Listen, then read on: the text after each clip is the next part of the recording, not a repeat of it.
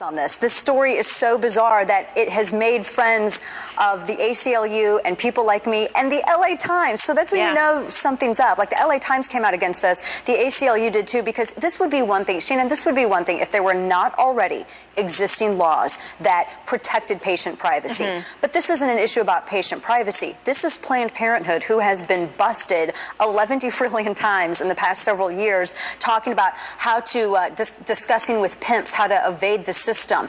They didn't report child abuse, and they actually got sued in Colorado because they didn't report child abuse involving a 13-year-old. There was another case in which they were videotaped hiding up sexual abuse with two 13-year-olds, one of which they were telling to go ahead and get an abortion. They didn't report that in. They refused to follow that mandatory reporting. There are so many instances, not including David Daleidon's excellent medical expose or journalistic expose on what they were doing with these body parts.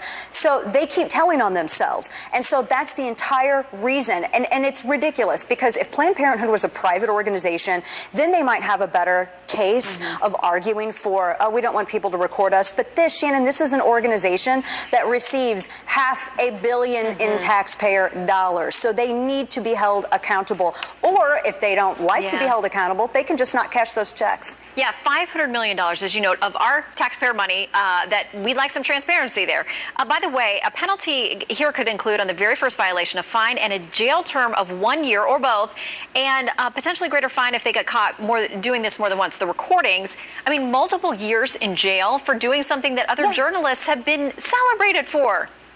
Exactly. I mean, they spent so much time last year trying to tell everyone that they weren't doing anything shady. Well, this isn't really like the best way to make your case.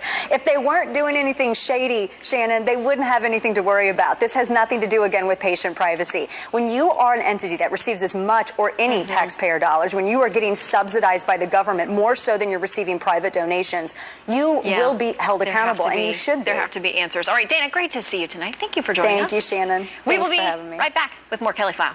Stick around.